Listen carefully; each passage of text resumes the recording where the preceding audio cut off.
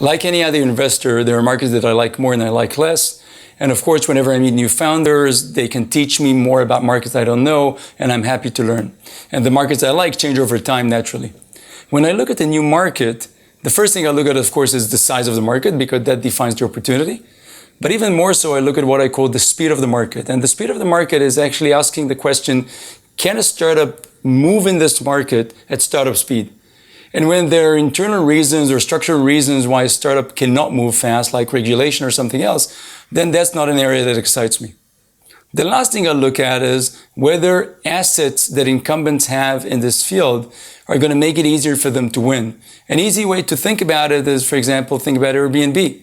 So the competition of Airbnb are hotels. But the hotels basically, with all their assets, they're in the worst position to compete against an Airbnb, which is an asset-light or asset-less company.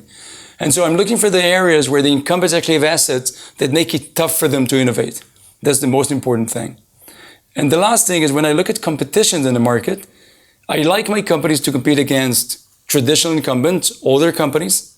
I like them to compete against other young startups. That's only natural. If there's nobody else, it probably means that it's not a good idea.